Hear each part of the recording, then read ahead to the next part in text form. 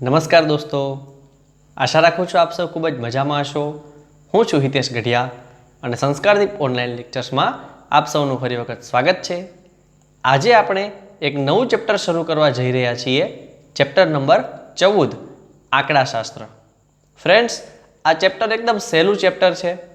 આમ જોવા જઈએ તો ધોરણ 9ની અંદર પણ આપણે આંકડાશાસ્ત્ર શીખીને આવ્યા છીએ, બરાબર। હવે ધોરણ 9ની અંદર આપણે મધ્યક, મધ્યસ્થ અને બહુલક કેવી રીતે શોધવાનો આ વસ્તુ આપણે ઓલરેડી શીખીને આવેલા છીએ।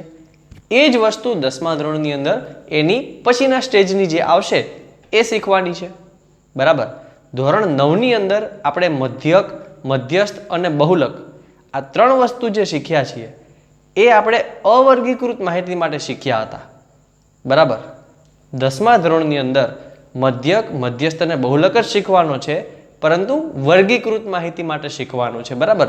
બસ આટલો જ ડિફરન્સ છે, બાકી બધી વસ્તુ સરખી છે। સામાન્ય માહિતી જે પણ આવે એ સામાન્ય માહિતી ધોરણ 9 જેવી જ છે, છતાં પણ આ વિડીયોનો સ્ટાર્ટ કરતા પહેલા થોડી ઘણી માહિતી આપણે સામાન્ય જે છે એને આપણે મેળવી લઈએ, જેથી 9મા ધોરણમાં જો તમારે શીખવાની બાકી રહી ગઈ હોય તો એ આપણે અત્યારે કવર કરી શકીએ। તો ફ્રેન્ડ્સ જુઓ, આમ જોવા જઈએ ને તો આ ચેપ્ટરનું ગુણભાર જોઈએ તો વાર્ષિક પરીક્ષામાં આ 1 માર્ક્સનો એક પ્રશ્ન પૂછાતો હોય છે, 2 માર્ક્સનો એક પ્રશ્ન પૂછાય છે અને 3 માર્ક્સનો એક પ્રશ્ન, આવી રીતે કુલ ટોટલ 3 સવાલ પૂછાય છે અને જેનું ટોટલ વેઇટેજ હોય છે 6 માર્ક્સનું, બરાબર। 1 માર્ક્સનો એક સવાલ, 2 માર્ક્સનો એક સવાલ અને 3 માર્ક્સનો એક દાખલો, આ રીતે પ્રશ્નો પૂછાતા હોય છે। હવે થોડું આપણે એ જોઈ લઈએ કે 9મા ધોરણની અંદર આપણે જે મધ્યક, મધ્યસ્થ અને બહુલક શીખ્યા હતા એ અવર્ગીકૃત માહિતી માટે શીખેલા હતા। તો સૌથી પહેલા આપણે એ જોઈ લઈએ કે અવર્ગીકૃત માહિતી આપણે કહેતા હતા કોને। તો જો ફ્રેન્ડ્સ, અવર્ગીકૃત માહિતીનો મતલબ શું થાય? જે માહિતીને આપણે ગોઠવેલી નથી, જે માહિતીને આપણે ગોઠવેલી નથી, જેવી માહિતી આપણી પાસે આવેલી છે એવી એમનામ બેઠી માહિતી રહેવા દીધી, એનું કોઈ પણ પ્રકારનું વર્ગીકરણ નથી કર્યું, એના કોઈ પણ પ્રકારના ભાગ નથી પાડ્યા અને એમનામ જ માહિતીને રહેવા દીધી હોય અને એના ઉપરથી જે પણ કામ કરીએ ને તો એને અવર્ગીકૃત માહિતી ઉપરથી કરેલું કાર્ય કહેવાય, બરાબર। અવર્ગીકૃત માહિતીનો સીધો મતલબ એવો પણ કરી શકીએ કે વર્ગીકરણ કર્યા વગરનું, જેમ છે તેમને તેમ જ કોઈ પણ પ્રકારનો અલગ અલગ વસ્તુઓ કરવાની નહીં, એને કહેવાય અવર્ગીકૃત, બરાબર। હવે દાખલા તરીકે અવર્ગીકૃત માહિતીનો આપણે મધ્યક 9મા ધોરણની અંદર શીખીને આવ્યા, તો એનું સૂત્ર કદાચ હજી તમને યાદ હશે કે ભાઈ સિગ્મા xi ના છેદમાં n, બરાબર છે। અહીંયા આપણે લખીએ છીએ ત્યારે આપણે x બાર બરાબર શીખેલા હતા સિગ્મા xi ના છેદમાં n, ઓકે। તો અહીંયા આપણને ખ્યાલ છે કે n બરાબર શું હોય? તો n નો મતલબ અવલોકનોની સંખ્યા હોય। ફ્રેન્ડ્સ, આપણે જે પણ લખીએ છીએ બોર્ડ ઉપર અથવા તો જેમ જેમ આપણે સમજીએ છીએ વિડીયોમાં એમ તમે પણ એક નોટબુક સાથે રાખો અને એની અંદર જે પોઈન્ટ તમને અગત્યના લાગે એ તમે નોટબુકની અંદર પણ નોટ કરતા જાઓ, તો જ આ વિડીયો તમને સારી રીતે કામ લાગશે। ચાલો તો જુઓ, x બાર એટલે કે આને આપણે કહેતા હતા મધ્યક, બરાબર છે। સિગ્મા xi નો મતલબ થાય અવલોકનોનો સરવાળો, આનો મતલબ થાય અવલોકનોનો સરવાળો। તો આપણને એવું થાય કે આ અવલોકનો એટલે વળી શું? તો રકમની અંદર આપણને રકમની અંદર અથવા તો આપણે એક કામ કરીએ, એકદમ સહેલી ભાષામાં વાત કરીએ। અવલોકનનો મતલબ આપણી પાસે જે માહિતી છે તે, અવલોકનનો અર્થ થાય આપણે જે પણ માહિતી એકત્ર કરેલી છે તે માહિતી, એનો મતલબ જ થાય અવલોકનો અથવા તો ડેટા, બરાબર। હવે જો આંકડાશાસ્ત્ર ચેપ્ટર ભણીએ છીએ એટલે હું ધારું છું ત્યાં સુધી 10મા ધોરણની અંદર તમે છો એટલા માટે એટલી તો તમને ખબર જ હશે કે આંકડાશાસ્ત્રનો અર્થ જ એ થાય કે આંકડાઓનું શાસ્ત્ર, બરાબર। કેમ આંકડાશાસ્ત્રની જરૂર પડી? કારણ કે ઘણી બધી વખત માહિતીઓનો એટલો મોટો જથ્થો આપણી પાસે હોય કે જેથી કરીને એની અંદરથી અમુક વસ્તુઓને આપણે તારવી ન શકીએ, જે વસ્તુ જોઈએ એનો ઉપયોગ આપણે ન કરી શકીએ, બરાબર। ઘણી બધી મોટી વસ્તુ હોય તો એમાં એવરેજ, સરેરાશ આવું બધું ન કાઢી શકીએ, વધારે વખત કઈ વસ્તુ હશે, ઓછી વખત કયું હશે, એ કામ કરવામાં ઘણી વાર લાગે। તો આંકડાશાસ્ત્રનો ઉદ્ભવ જ એટલા માટે થયો છે જેથી કરીને બહુ મોટી માહિતી હોય એને વ્યવસ્થિત રીતે ગોઠવી શકીએ, વ્યવસ્થિત રીતે એની ગોઠવણી કર્યા પછી એનું વર્ગીકરણ કરો, વર્ગીકરણ કર્યા પછી એની ઉપર અમુક પ્રકારની પ્રોસેસ એટલે કે મધ્યસ્થ, મધ્યક, બહુલક આવી પ્રોસેસ દ્વારા અમુક ચોક્કસ તારણ કાઢી શકાય એના માટે આ આંકડાશાસ્ત્રનો ઉપયોગ થાય છે. બરાબર ફ્રેન્ડ્સ, આંકડાશાસ્ત્ર એટલે કે સ્ટેટિસ્ટિક્સ, આંકડાશાસ્ત્રનો ઉપયોગ ખૂબ જ વિશાળ પાયે અલગ અલગ જગ્યાએ કરવામાં આવે છે. ડેટા કલેક્શનની અંદર, ડેટા એનાલિસિસની અંદર, આ બધી જ જગ્યાએ આંકડાશાસ્ત્રનો, સ્ટેટિસ્ટિક્સનો બહુ બધી જગ્યાએ ઉપયોગ કરવામાં આવે છે. તમે બધા ક્રિકેટ તો જોતા જ હશો, અલગ અલગ રમત જોતા હશો, તો ક્રિકેટની અંદર કેટલા બોલ છે, એની સાથે સાથે શું સ્કોર થાય છે, કેટલી વિકેટો પડે છે, એની એવરેજ શું હશે, આ બધી વસ્તુ માટે શેનો ઉપયોગ થાય ફ્રેન્ડ્સ? આંકડાશાસ્ત્રનો જ ઉપયોગ થાય. મધ્યકનો અને મધ્યસ્થનો જ ઉપયોગ થાય. કેટલી વધારે વખત છગ્ગા મારે છે, કેટલી વધારે વખત ચોક્કા મારે છે, તો બહુલકનો ઉપયોગ આવી રીતે જ થાય. બરાબર, એટલે આ જ બધી વસ્તુઓ આંકડાશાસ્ત્રમાં શીખવાની છે. તો ચાલો આપણે અહીંયા આવીએ કે x બાર બરાબર આપણે શીખીને આવ્યા છે કે ભાઈ મધ્યક કેવી રીતે મળે, તો કે અવલોકનોનો સરવાળો છેદમાં અવલોકનોની સંખ્યા. ચાલો, જેને નથી ખબર એના માટે આપણે એક ઉદાહરણ લઈ લઈએ કે દાખલા તરીકે 10 જણા છે એક ક્લાસની અંદર, નાનો અમથો ક્લાસ છે તો એક ક્લાસની અંદર 10 જણા છે.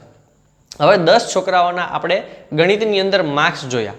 બરાબર, 20 માર્ક્સની પરીક્ષા લીધી તો એ 20 માર્ક્સની પરીક્ષામાંથી એ લોકોના માર્ક્સ કંઈક આ રીતે આવે છે કે ભાઈ એક જણાના આવે છે 8, એક જણાના આવે છે 5, એક જણાના આવે છે 10, એકના 15 આવે છે. કોઈ હોશિયાર હોય તો 20માંથી 20 પણ આવે, કોઈ એવરેજ હશે તો 16 આવશે. આવી રીતે અલગ અલગ માર્ક્સ આવશે. તો આપણે એમનામ જે આ માર્ક્સ મૂકી દીધા છે, બરાબર, તો આજે આપણો ડેટા થઈ ગયો કહેવાય ને. આ આપણા માટે શું છે? માહિતી છે, ડેટા છે. તો આ જે છે ડેટા આપણે ઉપલબ્ધ કરાવેલો, આ ડેટાને જ કહેવાય અવલોકનો. આ ડેટાને જ શું કહેવાય? અવલોકનો. બરાબર છે. તો આ અવલોકનોનો આપણે સરવાળો કરતા હતા અને ભાગ્યા અવલોકનો કેટલા છે એટલે કે 1, 2, 3, 4, 5, 6 એમ કરીને કેટલા સંખ્યા કેટલી છે અવલોકનોની એ આપણે ભાગાકાર કરતા હતા. એટલે આપણને મળતો હતો મધ્યક. બરાબર છે. પણ આ જે માહિતી છે એ કેવી છે? જો એમનામ બેઠી જ માહિતી છે. બરાબર, જેમ છે એમ લઈને મૂકી દીધી, બધા વિદ્યાર્થીઓને પૂછીને લખી નાખ્યું. આનું વર્ગીકરણ કરેલું નથી. જો વર્ગીકરણ આપણે કરે તો એ વર્ગીકૃત માહિતી બની જાય. એ કેવી રીતે બને છે એ હમણાં આપણે થોડી વાર પછી જોઈએ. એટલે ફ્રેન્ડ્સ, આ આપણે શું જોયું? તો 9મા ધોરણની અંદર આપણે મધ્યક કઈ રીતે શોધતા હતા એ જોયું. બીજી વસ્તુ એક એ જોઈ લઈએ કે મધ્યસ્થ આપણે કેવી રીતે શોધતા હતા. કે મધ્યસ્થની માટે આપણી પાસે બે વસ્તુઓ હતી. બરાબર છે. એક એવી વસ્તુ કે જે અયુગ્મની અંદર કામ કરતા હતા અને બીજી યુગ્મ સંખ્યાઓ માટે. બરાબર, અયુગ્મ સંખ્યાઓ હોય ત્યારે મધ્યસ્થ કેવી રીતે શોધવાનો? તો એના માટેનું સૂત્ર આપણી પાસે હતું n+1 અને એના છેદમાં 2 આ જે વસ્તુ છે એટલામું અવલોકન. બરાબર, અને જો યુગ્મ સંખ્યાઓ હોય, કુલ સંખ્યાઓ ગણીએ 1, 2, 3, 4, 5, 6, 7, 8 કેટલી સંખ્યાઓ છે એ સંખ્યાઓ ગણતા જો આપણને યુગ્મ સંખ્યાનો આંકડો મળે તો એના માટેનું સૂત્ર શું હતું? તો કે n/2 નું અવલોકન પ્લસ n/2 પ્લસ 1મું અવલોકન અને આખાના છેદમાં 2. એટલે ટૂંકમાં એવું પણ કહી શકતા હતા કે n/2મું અવલોકન એ જે નંબરનું અવલોકન મળે તે અને એની પછીની તરત જે સંખ્યા હોય એટલામું અવલોકન, અને એ બંનેનો સરવાળો કરતા અને ભાગ્યા કરતા હતા 2. દાખલા તરીકે એક ઉદાહરણ આપણે એના માટે લઈ લઈએ કે આપણી પાસે આવી એક સંખ્યા છે 2, 8, 3, 10, 4, 5, 12 આ રીતની. બરાબર, આટલી સંખ્યાઓ છે આપણી પાસે. તો ફ્રેન્ડ્સ, અહીંયા સૌથી પહેલાં આપણે જ્યારે મધ્યસ્થ શોધવાનો હોય ત્યારે, બરાબર, આ અવર્ગીકૃત માહિતી છે, એના કોઈ અલગ અલગ વિતરણ કરેલું નથી. બરાબર, એમનામ જ માહિતી આપેલી છે અને એના ઉપરથી જો મધ્યસ્થ શોધવાનો હોય તો હંમેશા મધ્યસ્થ શોધતા પહેલાં એને ચડતા ક્રમમાં ગોઠવવામાં આવે. બરાબર, એટલે એને આપણે ચડતા ક્રમમાં ગોઠવી દઈએ તો પહેલાં આવશે 2, પછી આવશે 3, 4, 5, પછી આપણી પાસે છે 8, પછી છે 10 અને પછી છે 12. ચાલો, આ આપણે ચડતા ક્રમમાં ગોઠવી દીધું. હવે કુલ n બરાબર કેટલા છે એ જોઈ લઈએ. તો સંખ્યા ગણી નાખીએ. n એટલે કે અવલોકનોની સંખ્યા. 1, 2, 3, 4, 5, 6, 7. n બરાબર કુલ 7 વસ્તુઓ છે આપણી પાસે. અવલોકન એટલે વસ્તુઓ, આપણી પાસે જે ડેટા છે તે. ઓકે, ચાલો મધ્યસ્થ શોધવાનું છે તો જો આ 7નો મતલબ થાય અયુગ્મ। 7 એટલે કેવી છે? અયુગ્મ છે આપણી પાસે, બરાબર। તો અયુગ્મ સંખ્યા માટે મધ્યસ્થનું સૂત્ર શું હતું આપણી પાસે? n+1/2 અવલોકન। n+1/2 અવલોકન। ચાલો હવે કિંમત મૂકીએ। n બરાબર છે 7 એટલે 7 + 1/2 બરાબર 8/2 એટલે અહીંયા આવશે ચોથું અવલોકન, 4મું અવલોકન અથવા ચોથું અવલોકન। તો ચોથું અવલોકન એટલે શું? આ મધ્યસ્થ નથી, મધ્યસ્થ અહીંયાથી લેવાનો છે। મધ્યસ્થ હંમેશા ડેટામાંથી લેવાનો હોય। તો ચોથુંનો મતલબ કન્ટિન્યુ કરો, 1 2 3 4। તો 4 નંબર ઉપર જે આંકડો મળે છે એને આપણે કહેતા હતા મધ્યસ્થ, બરાબર। એને આપણે કહેતા હતા મધ્યસ્થ અને એને મીડિયન પણ કહેવાય, અંગ્રેજીમાં કહેવાય મીડિયન, બરાબર છે। એટલે આ રીત થઈ કઈ? તો કે અવર્ગીકૃત માહિતી હોય ત્યારે યુગ્મ સંખ્યામાં જ્યારે માહિતી હોય ત્યારે મધ્યક શોધવાનો હોય એની રીત। હવે અયુગ્મ સંખ્યાની બદલે જો યુગ્મ સંખ્યા કીધી હોત અને દાખલા તરીકે અહીંયા હજી એક રકમ આપણે ઉમેરી દઈએ કે ચાલો હું હજી એક ઉમેરી દઉં છું, અહીંયા 14। ચાલો તો આને હું ચડતા ક્રમમાં લખું તો મારે અહીંયા લખવા પડે કેટલા? 14, બરાબર છે।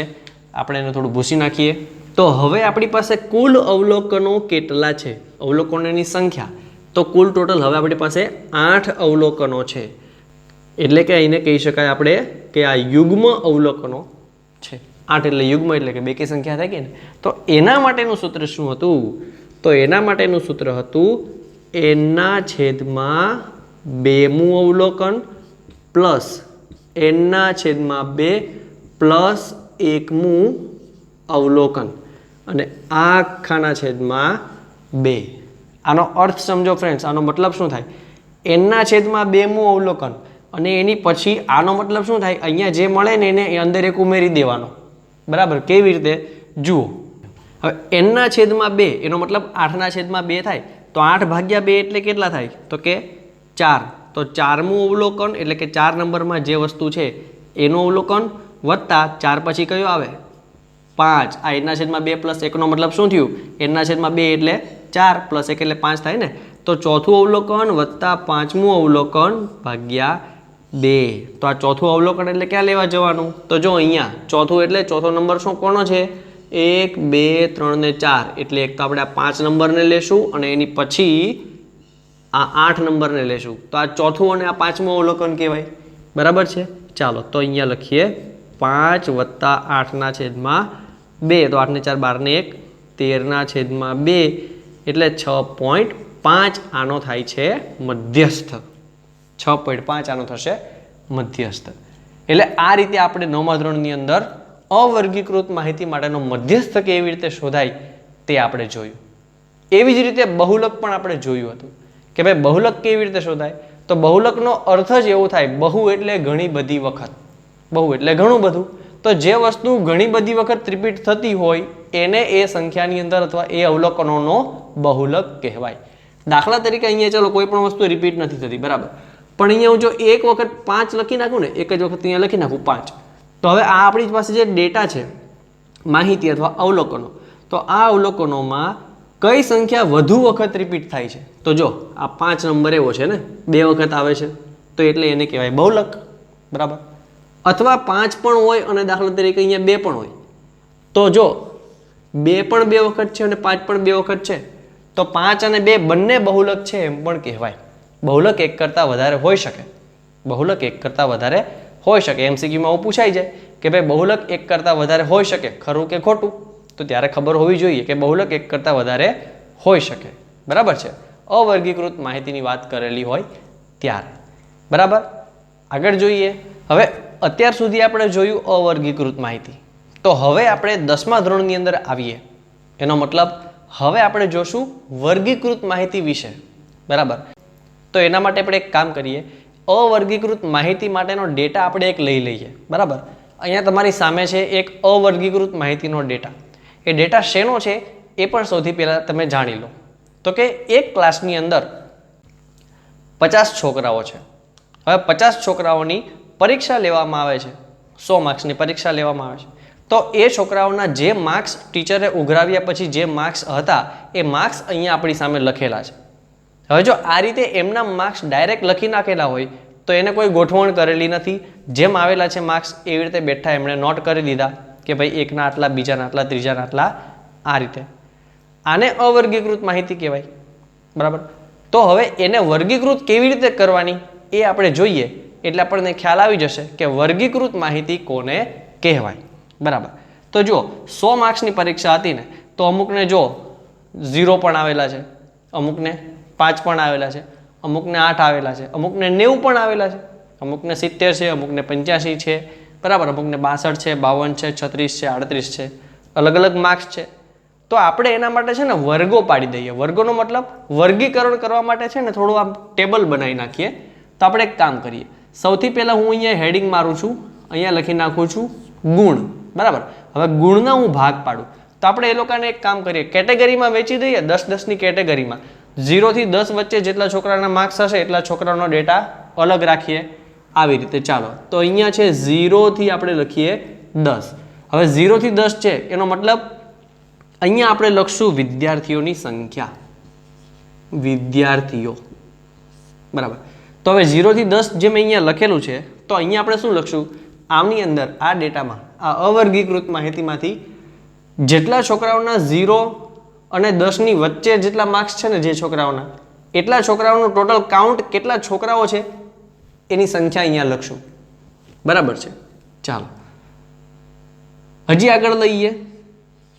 10 થી 20 વચ્ચે આવેલા હશે જેના માર્ક્સ એને અહીંયા લખશું. 20 થી 30 વચ્ચે અહીંયા લખશું. 30 થી 40, 40 થી 50, 50 થી 60, 60 થી 70, 70 થી 80, 80 થી 90 અને 90 થી 100. બરાબર. આ રીતે આપણી પાસે ડેટા છે. આ આપણે વર્ગીકરણ બનાવી નાખ્યું. હવે આની અંદર ચેક કરીએ. જુઓ 0 થી 10ની વચ્ચે માર્ક્સ હોય એવા કેટલા છોકરા અહીંયા દેખાય છે? તો જો આપણને 3 છોકરા એવા દેખાય છે કે જેના 0 થી 10ની વચ્ચે માર્ક્સ છે. 10 થી 20ની વચ્ચે કેટલા વિદ્યાર્થીઓના માર્ક્સ દેખાય છે? તો જો 7 વિદ્યાર્થીઓ એવા દેખાય છે કે જેના માર્ક્સ 10 થી 20ની વચ્ચે છે. બરાબર. 20 થી 30ની વચ્ચે હોય એવા છોકરાઓના માર્ક્સ કેટલા છે? તો 10 છોકરાઓ એવા છે જેના 20 થી 30ની વચ્ચે છે. બરાબર. 30 થી 40 વચ્ચે હોય એવા છોકરાઓ કેટલા છે? તો 8 છોકરાઓ એવા છે કે જે 30 થી 40 વચ્ચે. 40 થી 50 વચ્ચે હોય એવા છોકરાઓ કેટલા છે? તો 2 છોકરા એવા દેખાય છે આપણને અહીંયા કે જેના 40 થી 50 વચ્ચે હશે. 50 થી 60 વચ્ચે કેટલા છોકરાઓ છે? તો 4 છોકરાઓના 50 થી 60 વચ્ચે છે. 60 થી 70 વચ્ચે કેટલા છોકરાઓના છે? તો 60 થી 70ની વચ્ચે છે 6 છોકરાઓ. 70 થી 80ની વચ્ચે હોય એવા કેટલા છે? તો 5 છોકરાઓના 70 થી 80 વચ્ચે છે. 80 થી 90 વચ્ચે કેટલા છે? તો 3 એવા છે કે જેના 80 થી 90 વચ્ચે છે. અને 90 થી 100 વચ્ચે હોય એવા છે 2 છોકરાઓ. બરાબર. તો કુલ ટોટલ આપણા છોકરા જોઈએ તો 50 થઈ જાય છે. બરાબર. 7 ને 3 10 ને 10 20 અને અહીંયા 10 30 ને 10 40 ને 10 50. તો આ જે છે એ વિદ્યાર્થીઓ જેટલા હતા એટલા જ છે. પણ આ ડેટામાંથી આપણને ડાયરેક્ટ જ ખબર પડશે કે સૌથી વધારે હોશિયાર હોય અથવા 90ની ઉપર માર્ક્સ હોય એવા કેટલા? તો 2 છોકરાઓ છે. બરાબર. 10 કરતાં પણ ઓછા માર્ક્સ હોય એવા કેટલા? તો 3 છોકરાઓ છે. તો આવી માહિતી હોય ને ત્યારે આપણને વર્ગીકૃત માહિતીમાંથી ઝડપથી આપણે જે પણ વસ્તુ જાણવી છે એ મળી રહે. આ રીતની માહિતી હોય. અહીંયા તો 50 છોકરા છે એટલે આપણને તરત ફટાફટ ગણીને ખબર પડી જાય કે ભાઈ આટલા છોકરાઓના 10 થી ઓછા છે અથવા તો 90 થી વધારે છે. પણ જ્યારે માહિતી ઘણી બધી મોટી હોય ત્યારે આપણે એનું વર્ગીકરણ કરવું પડે. અને વર્ગીકરણ કરીએ એટલે માહિતી જે છે એ ખૂબ જ નાની થઈ જાય. અને એ જે નાની માહિતી છે એના ઉપર પ્રક્રિયા કરીએ તો સરળતાથી આપણે જે પણ વસ્તુ જોઈતી હોય એ વસ્તુ આપણે મેળવી શકીએ છીએ. બરાબર. તો આ આપણે શું જોયું? અવર્ગીકૃત માહિતી, એની ઉપરથી વર્ગીકૃત માહિતી કેવી રીતે બનાવાય એ જોયું. બરાબર. હવે આગળ વધીએ. હવે આની અંદર થોડું સમજી લઈએ કે કઈ કઈ વસ્તુઓ આની અંદર શીખવાની હોય છે અને કઈ કઈ વસ્તુ આની અંદર આપણને ખબર હોવી જોઈએ। તો જો ફ્રેન્ડ્સ, સૌથી પહેલાં તો આ જે વિદ્યાર્થીઓ જે છે ને એ આપણા માટે અત્યારે અવલોકનો કહેવાય। જ્યારે માહિતી અવર્ગીકૃત હતી ત્યારે આપણી માટે અવલોકનો શું હતા? તો એના ગુણ હતા। શું હતા? એના ગુણ હતા ને। પણ એના ઉપરથી આપણે વર્ગીકૃત માહિતી બનાવી નાખી। તો હવે વર્ગીકૃત માહિતી માટે આ જે ભાગ છે, આ બધી વસ્તુઓ, આપણું કલેક્શન શું છે? આપણું કલેક્શન તો આ જ છે ને, વિદ્યાર્થીઓ જ આપણું કલેક્શન છે ને, આ તો આપણે જાતે બનાવેલું છે, બરાબર? એટલે જે માહિતીનો ડેટા છે, જે માહિતીનું કલેક્શન છે, એને આપણે કહેવાય અવલોકનો। શું કહેવાય? અવલોકનો। અને એને આવૃત્તિ પણ કહી શકાય ફ્રેન્ડ્સ, ખાસ ધ્યાન રાખજો, એને તમે આવૃત્તિ પણ કહી શકો। આવૃત્તિ, આવૃત્તિને અંગ્રેજીમાં ફ્રીક્વન્સી પણ કહેવાય। આવૃત્તિને અંગ્રેજીમાં ફ્રીક્વન્સી પણ કહેવાય, બરાબર? અને એટલા માટે જ આપણે એને એફઆઈ તરીકે ઓળખીએ છીએ। ફ્રીક્વન્સી ઉપરથી એફઆઈ, એફઆઈ એટલે ફ્રીક્વન્સી, ફ્રીક્વન્સી એટલે થાય આવૃત્તિ, અને એ આવૃત્તિ એટલે શું? તો આપણી પાસે જે અવલોકનો હતા તે, બરાબર છે? ઓકે, આગળ વધીએ। આપણે જે વર્ગો પાડેલા છે એની અંદર કઈ કઈ વસ્તુ સમજવાની છે એ જોઈ લઈએ। અહીંયા આપણે એ જોઈ લીધું કે ભાઈ આ જે બધી વસ્તુ છે એને અવલોકનો કહેવાય અથવા આવૃત્તિ કહેવાય, બરાબર? વિદ્યાર્થીઓની સંખ્યા હતી। આ બાજુની વસ્તુમાં આવી। હવે આપણે જે વર્ગીકરણ પાડેલું છે તો આ વર્ગીકરણને વર્ગો પણ કહેવાય। આ વર્ગીકરણ પાડેલું છે એ વર્ગીકરણને શું કહેવાય? વર્ગો પણ કહેવાય। શબ્દ ખાસ યાદ રાખજો, કેમ કે 10મા ધોરણમાં હવે તમને શબ્દ કઈ વસ્તુ શું છે એ આપણને ખ્યાલ હોવો જ જોઈએ। એટલા માટે હું વારંવાર રિપીટ કરું છું, જેથી તમને ખ્યાલ ન હોય તો તમે યાદ રાખી શકો, બરાબર છે? પહેલું શું હોય? તો કે હંમેશા પહેલા વર્ગો જ હોય। પહેલી લાઈનમાં હંમેશા કોઈ પણ દાખલામાં વર્ગો જ આપેલા હોય। પછીની જે પણ વસ્તુ હોય એ આપણો ડેટા જ હોય। પછીની જે પણ વસ્તુ હોય આપણો શું હોય? ડેટા જ હોય। એને અવલોકનો કહેવાય। હવે આનો સરવાળો કરી નાખીએ। દાખલા તરીકે આનો સરવાળો હું નીચે લખું તો એનો સરવાળો આવે 50। તો આને કોનો સરવાળો કહેવાય? અવલોકનોનો સરવાળો કહેવાય। કોનો સરવાળો કહેવાય? અવલોકનોનો સરવાળો કહેવાય। અને અવલોકનોને આપણે શું કહેતા હતા? એન। તો આને એન પણ કહેવાય। કુલ 50 અવલોકનો આપણી પાસે છે, બરાબર? એની સિવાય હજી એક વસ્તુ શીખો, એફઆઈ પણ કહેતા હતા ને, ફ્રીક્વન્સી। આ બધી ફ્રીક્વન્સી જ છે ને, તો ફ્રીક્વન્સીનો સરવાળો, ફ્રીક્વન્સીનો સરવાળો એટલે આપણે સરવાળાને સિગ્મા તરીકે ઓળખીએ છીએ। સિગ્મા, સિગ્મા એફઆઈ એટલે એફઆઈનો સરવાળો। સિગ્મા એફઆઈ એટલે એફઆઈનો સરવાળો, બરાબર? આ બધી વસ્તુ ખ્યાલ રાખજો। ન યાદ રહે એવું હોય તો નોટમાં ઉતારતા જજો। સિગ્મા એટલે સરવાળો થાય। તમારા કમ્પ્યુટરની અંદર પણ, એક્સેલની અંદર પણ આ વસ્તુ આવે છે, બરાબર? સિગ્મા એટલે સમ, SUM, બરાબર? સિગ્મા એટલે સરવાળો, એફઆઈ એટલે ફ્રીક્વન્સી, ફ્રીક્વન્સીઓનો સરવાળો એટલે સિગ્મા એફઆઈ। તો આને સિગ્મા એફઆઈ પણ કહેવાય અથવા એન તરીકે પણ કહી શકો, એટલે અવલોકનોનો સરવાળો। ચાલો જો, તો આને વર્ગો કહેવાય, બરાબર છે? હવે વર્ગોની અંદર પણ બે વસ્તુઓ આવે છે, સતત વર્ગો અને અસતત વર્ગો। ખાસ ધ્યાન રાખજો, સતત વર્ગો અને અસતત વર્ગો। તો આ જે છે ને એને સતત વર્ગો કહેવાય। આ જે આપણી પાસે છે એને સતત વર્ગો કહેવાય। અસતત કોને કહેવાય એ જોઈ લો। જો વર્ગો આ રીતના હોય, 0 થી 9, 10 થી 19, 20 થી 29, 30 થી 39, આ રીતે જો વર્ગો હોય તો એને અસતત વર્ગો કહેવાય। તો આ રીતે એટલે કઈ રીતે? તો 0 થી થાય છે 10 સુધી, જ્યાં પતે છે ત્યાંથી જ સ્ટાર્ટ થાય છે, જ્યાં પતે છે ત્યાંથી જ સ્ટાર્ટ થાય, જ્યાં પતે છે ત્યાંથી જ સ્ટાર્ટ થાય। તો આવા જે વર્ગો હોય એને સતત વર્ગો કહેવાય, અને એટલા માટે એને સતત આવૃત્તિ વિતરણ કહેવાય, બરાબર?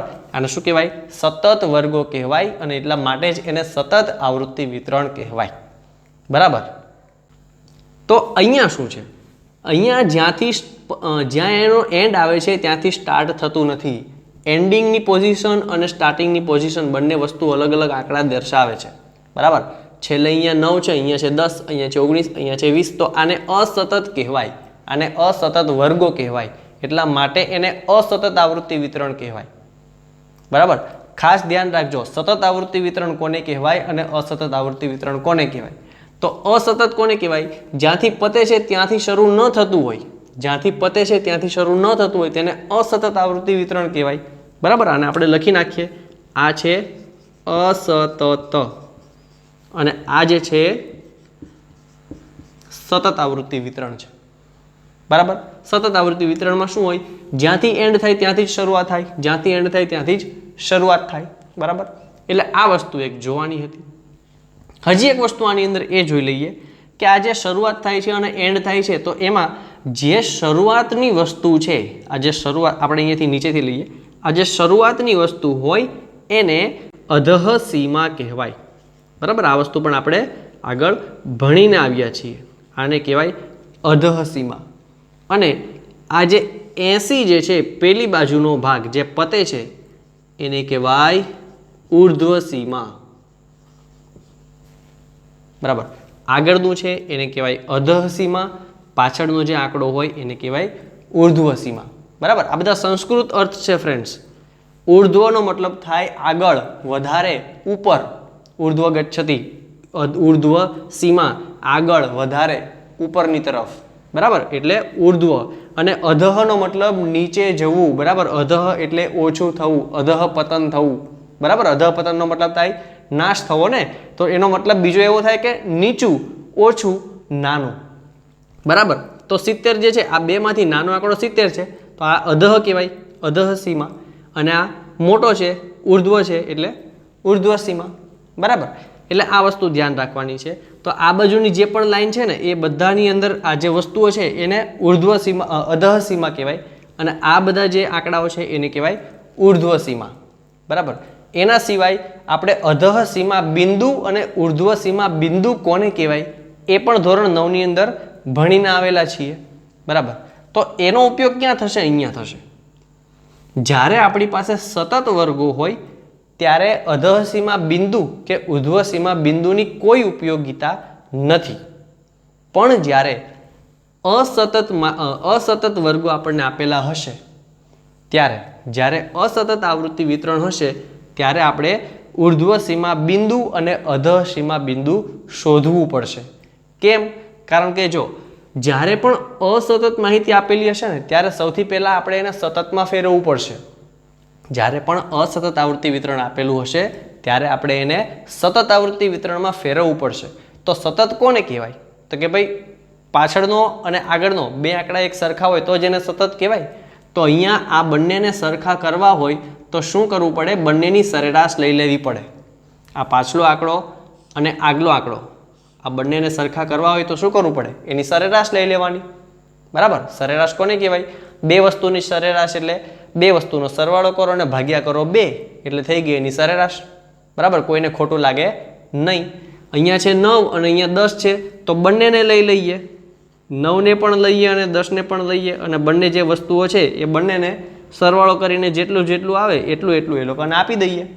તો 9 ને 10 અહીંયા થશે 19/2 એટલે અહીંયા આવશે 9.5, બરાબર. 9 દુ 18 ને 19. તો બંને પાસેથી લઈને ભેગું કરવાનું અને ભાગ્યા કરવાના 2, જે મળે એ બંનેને સરખે ભાગે વેચી દેવાના. તો આને આ પાસે આવશે અહીંયા 9.5 અને અહીંયા આની પાસે પણ આવશે 9.5, બરાબર. એટલે હવે આ 9 નહીં આવે, 9 અને 10 ની બદલે શું આવશે? 9.5, 9.5. આવી રીતે જેમ જેમ જેમ જેમ આગળ પ્રોસેસ કરીએ તો આ બેનો સરવાળો કરશું જ્યારે આ બે વસ્તુઓનો સરવાળો, તો અહીંયા આવશે મારી પાસે 19.5 અને અહીંયા મારી પાસે આવશે 19.5. આ બે વસ્તુનો સરવાળો કરશું આવશે 29.5, અહીંયા આવશે 29.5. આ આંકડા નીકળી જશે. તો આ શેમાં કન્વર્ટ કરીએ છીએ આપણે? એક રીતે શેમાં કન્વર્ટ કરીએ છીએ? અસતત આવૃત્તિ વિતરણમાંથી સતત આવૃત્તિ વિતરણમાં આપણે એને કન્વર્ટ કરીએ છીએ. અસતત આવૃત્તિ વિતરણમાંથી સતત આવૃત્તિ વિતરણમાં આપણે આ કન્વર્ટ કરીએ છીએ, બરાબર. એક જ વસ્તુ સમજીને ચાલવાની. સતત આવૃત્તિ વિતરણ કહેવાય કોને? તો કે ભાઈ જ્યાં એન્ડ થાય છે ત્યાંથી જ સ્ટાર્ટિંગ થવું જોઈએ. પાછળ 20 પતે છે તો 20 થી ચાલુ કરો, 30 પતે છે 30 થી ચાલુ કરો, 40 થી 50, 50 થી 60, 60 થી 70, 70 થી 80. તો આ સતત થઈ ગયું. તો હવે બંને આંકડા સરખા કરવા હોય અને બંને અલગ અલગ હોય તો શું કરવાનું? બેનો સરવાળો કરીને ભાગ્યા 2 કરીને બંને સરેરાશ લખી નાખવાની, બરાબર.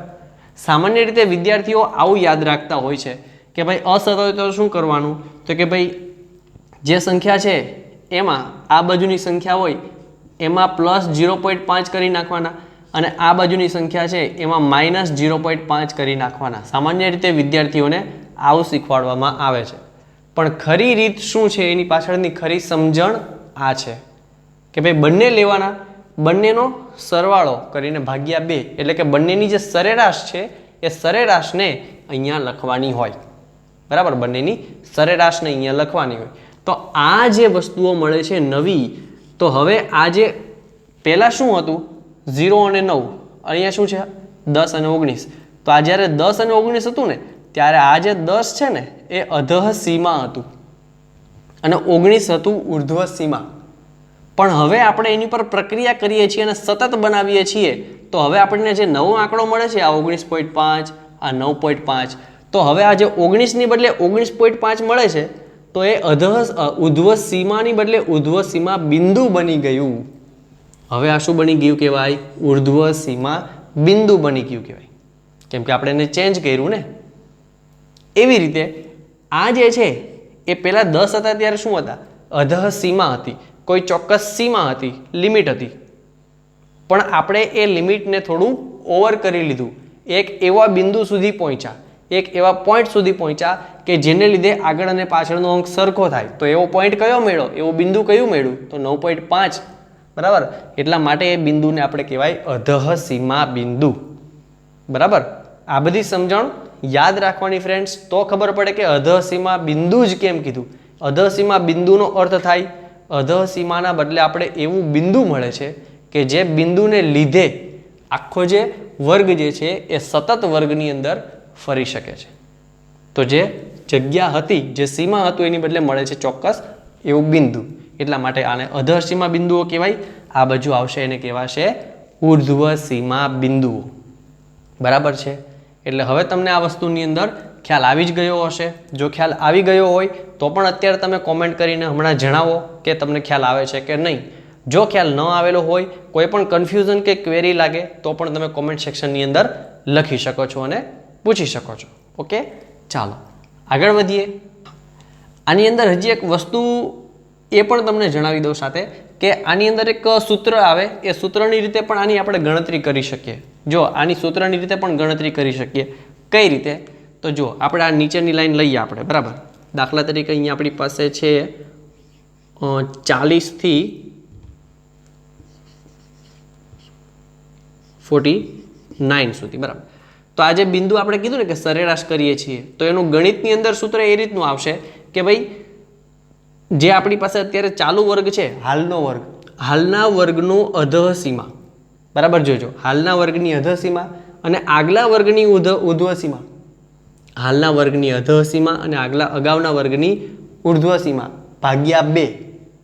આ જે ભાગ્યા 2 કરીએ અને પછી જે મળે એનાથી આપણને અધઃ સીમા બિંદુ અને ઉર્ધ્વ સીમા બિંદુ મળશે. એના માટે અલગ અલગ જે સૂત્ર છે એ આપણે અહીંયા જોયેલા છે. પણ આપણે સૂત્રનું કંઈ કામ નથી. સૂત્ર હું તમને એટલા માટે બતાવું છું કે સૂત્રની રીતે પણ ગણિતની અંદર થાય છે અને એકચ્યુઅલી આ સૂત્ર ઉપરથી જ આવેલું હોય, પણ હું તમને સમજાવું છું એ સરળ રીતે સમજાવવાનો પ્રયત્ન કરું છું કે જેથી કરીને શું કરવાનું, 2નો સરવાળો ભાગ્યા 2 એટલે સરેરાશ લખી નાખવાની.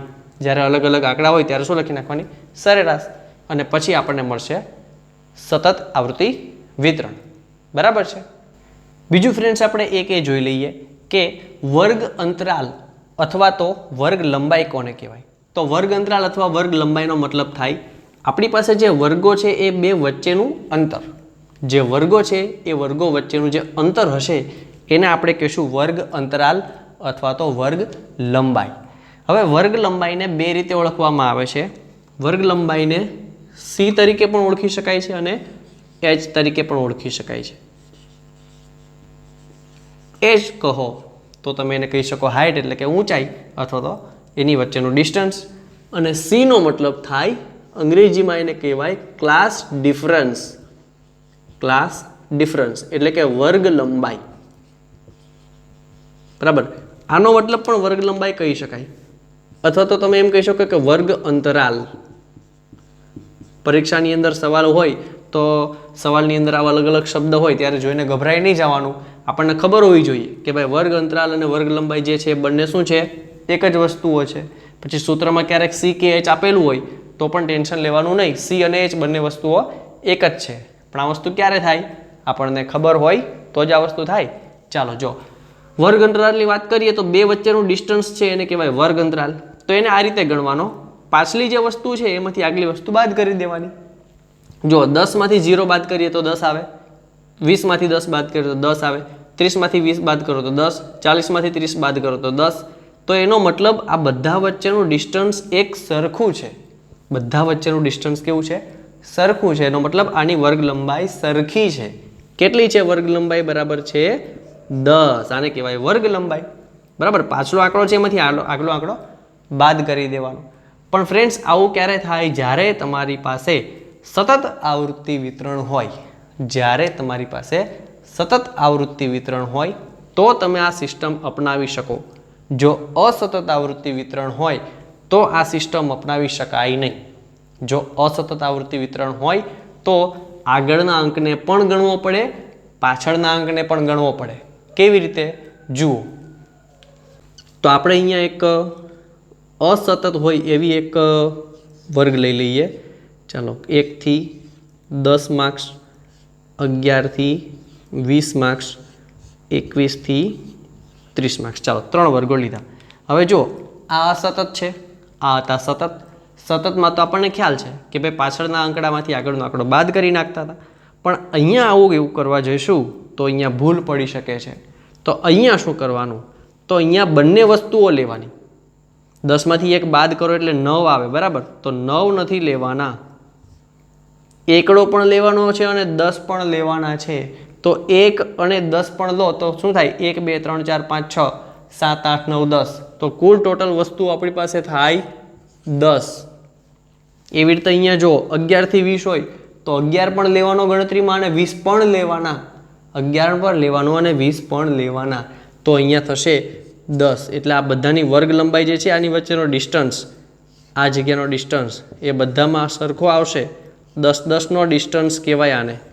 ખાસ ધ્યાન રાખજો. એટલે અસતત આવૃત્તિ વિતરણ આપેલું હોય ત્યારે ખાસ ધ્યાન રાખવાનું છે એ કે એની અંદર બંને વસ્તુને ગણતરીમાં લેવાની. સતત આવૃત્તિ વિતરણ આપેલું હોય તો પાછલી વસ્તુમાંથી આગલી વસ્તુને બાદ કરી નાખવાની, એટલે આપણને વર્ગ લંબાઈ મળી જાય. બરાબર, આગળ જોઈએ. વર્ગ લંબાઈની અંદર પણ ફ્રેન્ડ્સ બે વસ્તુઓ આવે, સતત વર્ગ લંબાઈ અને અસતત વર્ગ લંબાઈ. સતત વર્ગ લંબાઈ અને અસતત વર્ગ લંબાઈ એમાં એકદમ ઇઝી વસ્તુઓ છે. સતત વર્ગ લંબાઈ કોને કહેવાય, તો કે જ્યારે દરેક વખતે વર્ગ લંબાઈ સરખી જ આવતી હોય. જ્યારે દર વખતે વર્ગ લંબાઈ આપણે કાઢીએ તો વર્ગ લંબાઈ બધી વસ્તુઓની સરખી આવે તેને સતત વર્ગ લંબાઈ કહેવાય. દાખલા તરીકે 0માંથી 10 બાદ કરો 10, 20માંથી 10 10, 30માંથી 20 10. તો આ બધાની વચ્ચે 10 10 નો ડિફરન્સ છે. એટલે આ સતત વર્ગ લંબાઈ વાળું આવૃત્તિ વિતરણ છે, અથવા તો સતત વર્ગ લંબાઈ વાળા વર્ગો છે. બરાબર, અસતત વર્ગ લંબાઈ હશે એમાં શું હશે, તો અસતતની અંદર એકાદ બે એવા દેખાતા હશે કે જે અલગ હશે. દાખલા તરીકે આ બધા જે છે એની અંદર 10 10 નો ડિફરન્સ છે. તો અસતતની અંદર એવું હશે કે ભાઈ એકાદ બે ની અંદર કાં તો 11 નો ડિફરન્સ થતો હશે, કાં તો થોડો ઘણો વધારે ઓછો હશે. બધાનો સરખો ડિફરન્સ નહીં હોય. તો જ્યારે એક સરખો વર્ગ લંબાઈ ન હોય ત્યારે તેને અસતત વર્ગ લંબાઈ વાળું આવૃત્તિ વિતરણ કહેવાય. અને જ્યારે દરેક વર્ગો વચ્ચેનો ડિસ્ટન્સ સરખું હોય ત્યારે તેને સતત વર્ગ લંબાઈ ધરાવતું આવૃત્તિ વિતરણ કહેવાય. બરાબર, એટલે આ બધી બેઝિક વસ્તુઓનું નોલેજ આપણને હોવું જોઈએ. આ બધી જ વસ્તુ આપણે 9મા ધોરણની અંદર ઓલરેડી ભણીને આવ્યા છીએ. એટલે હવે આપણે એ ચર્ચા કરીએ કે 10મા ધોરણની અંદર આપણે કઈ વસ્તુઓ શીખવાની છે. ઓકે ફ્રેન્ડ્સ, 10મા ધોરણની અંદર આ વર્ષે આપણે મધ્યક, મધ્યસ્થ અને બહુલક આ 3 વસ્તુ તો શીખવાની જ છે. પણ કઈ રીતે, તો એ થોડી વસ્તુઓ જોઈ લઈએ. સૌથી પહેલાં આપણે વર્ગીકૃત માહિતીનો મધ્યક કેવી રીતે શોધવાનો, બરાબર, વર્ગીકૃત માહિતીના મધ્યક વિશેના દાખલા શીખવાના છે. ત્યાર પછી વર્ગીકૃત માહિતીના મધ્યસ્થ વિશેના દાખલાઓ જોવાના છે. ત્યાર પછી વર્ગીકૃત માહિતીઓના બહુલક વિશેના દાખલા છે એ જોવાના છે. હવે આની અંદર મધ્યકની અંદર આપણી પાસે 3 સૂત્રો આપેલા છે ચોપડીમાં. બરાબર, પ્રત્યક્ષ એટલે કે સીધી રીતે મધ્યક શોધવાની રીત, પ્રત્યક્ષ એટલે કે સીધી રીતે મધ્યક શોધવાની રીત, બીજું ધારેલ મધ્યકની રીતે મધ્યક કેવી રીતે શોધાય એ, અને ત્રીજી રીત એટલે વિચલનની રીત. તો આમ મધ્યકની અંદર 3 પ્રકારની રીતો આપેલી હોય છે. હવે પરીક્ષાની અંદર 3માંથી આમ તો જોવા જઈએ તો જો કંઈ સ્પષ્ટ ઉલ્લેખ ન કરેલો હોય તો 3માંથી કોઈ પણ રીત આપણે કરીએ તો પણ ચાલે. પણ જો ઉલ્લેખ કરેલો હોય કોઈ ચોક્કસ પર્ટિક્યુલર રીતનો કે ભાઈ ધારેલ મધ્યકની રીતે જ ગણો, અથવા તો સીધી રીતે અથવા તો પ્રત્યક્ષ રીતે ગણો, અથવા તો વિચલનની રીતે મધ્યક શોધો, તો એવા સમયે જે રીત આપણને કહેવામાં આવેલી હોય એ જ રીત આપણે કરવી પડે. અને જો કંઈ પણ ન કીધેલું હોય તો આપણે કોઈ પણ રીત કરીએ તો પણ ચાલે. પછી મધ્યસ્થ છે, તો મધ્યસ્થની અંદર આપણી પાસે એક જ સૂત્ર છે, સાવ સહેલા દાખલા છે. ત્યારબાદ બહુલક છે, બહુલકની અંદર પણ આપણી પાસે માત્ર ને માત્ર એક જ સૂત્ર છે. એના પછી મધ્યસ્થની અંદર 3 વસ્તુઓ નવી શીખવાની છે, અને એ છે સંચયી આવૃત્તિ વિતરણ અને સંચયી આવૃત્તિ વક્ર. સંચયી આવૃત્તિ વિતરણની અંદર 2 પ્રકારના સંચયી આવૃત્તિ વિતરણ છે. એક થી ઓછા પ્રકારનું સંચયી આવૃત્તિ વિતરણ અને એક છે થી વધુ પ્રકારનું સંચયી આવૃત્તિ વિતરણ. શબ્દ ફ્રેન્ડ્સ થોડા અઘરા લાગતા હશે, પણ શીખવામાં એકદમ સહેલી વસ્તુઓ છે, એકદમ ઝડપથી ખબર પડી જાય એવી વસ્તુઓ છે. બસ એનો જ્યારે ઇન્ટ્રોડક્શન આવે એ સમયે કોઈ પણ વસ્તુનું ઇન્ટ્રોડક્શન તો તમે જો વ્યવસ્થિત રીતે સમજી લેશો ને તો આરામથી એની પછીના જે પણ મહાવરા હશે ને એ આવડશે તમને. ફક્ત ઇન્ટ્રોડક્શનની અંદર ખાસ વસ્તુઓ સમજી લેવાની, બરાબર? એટલે આ વસ્તુઓ છે. એના પછી છે મધ્યસ્થની અંદર ઓજાયુ વક્ર. ઓજાયુ વક્રનો મતલબ આપણે જે સંચયી આવૃત્તિ વિતરણનું કોષ્ટક બનાવીશું 2 પ્રકારનું, થી ઓછા અને થી વધુ પ્રકારનું, એના ઉપરથી આપણે એક આલેખ દોરવાનો હશે જેને કહેવામાં આવે છે સંચયી આવૃત્તિ વક્ર, અથવા તો એને અંગ્રેજીમાં ઓજાયુ વક્ર પણ કહેવામાં આવે છે. પરીક્ષામાં આવો સવાલ પણ પૂછે કે ભાઈ ઓજાયુ વક્ર દોરો, તો એ સમયે આપણને ખબર હોવી જોઈએ કે ઓજાયુ વક્ર એટલે સંચયી આવૃત્તિ વક્ર. ત્યાર પછીનો ટોપિક જે છે એ છે મધ્યક, મધ્યસ્થ અને બહુલક. આપણે જે શીખેલા છીએ એ ત્રણેયની વચ્ચે પરસ્પર સંબંધ કેવો છે એના વિશે આપણે શીખવાના છીએ. હવે આ ટોપિક એવો છે કે જે પેજ નંબર 250ની ઉપર આપેલો છે. આપણને એક નાનું અમથું સૂત્ર આપેલું છે, પણ એ સૂત્ર ઉપરથી ટેક્સ્ટબુકની અંદર કોઈ પણ જગ્યાએ દાખલા આપેલા નથી. માટે આની પ્રેક્ટિસ ફક્ત જો આપણે ટેક્સ્ટબુક કરશું તો નહીં કરી શકીએ. અને આની ઉપરથી પણ આ જે રિલેશન છે એ રિલેશન ઉપરથી એક સૂત્ર છે, અને એ સૂત્રના આધારે પણ દાખલાઓ ઘણી બધી વખત પૂછાય છે. 1 માર્ક્સની અંદર ખાસ આ વસ્તુઓ પૂછાતી હોય છે અવારનવાર. તો આ દાખલાની પ્રેક્ટિસ આપણે ખાલી ટેક્સ્ટબુકથી નથી કરી શકવાના, કેમ કે ટેક્સ્ટબુકના એક પણ સ્વાધ્યાયમાં આના રિલેટેડ દાખલા નથી. તો એના માટે આપણે અલગથી વિડીયો લેક્ચર બનાવીશું, જેથી એના રિલેટેડ દાખલા કેવી રીતે સોલ્વ કરી શકાય તે આપણે શીખી શકીએ.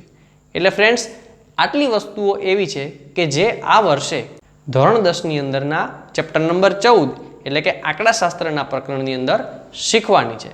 તો ફ્રેન્ડ્સ, લગભગ આ લેક્ચરની અંદર આપણે એ જ વસ્તુઓ કવર કરવાનો પ્રયત્ન કરેલો છે કે 9મા ધોરણની અંદર જે આંકડાશાસ્ત્ર આપણે શીખીને આવ્યા છીએ તે, અને 10મા ધોરણની અંદર જે શીખવાના છીએ તેના વિશેની થોડી ઘણી માહિતી લેવાનો આની અંદર આપણે પ્રયત્ન કરેલો છે. તો નેક્સ્ટ લેક્ચરની અંદર આપણે મધ્યકની રીતથી શરૂઆત કરીશું. તો ફ્રેન્ડ્સ, આશા રાખું છું તમને આ લેક્ચરની અંદર થોડી ઘણી સમજ પડી હશે.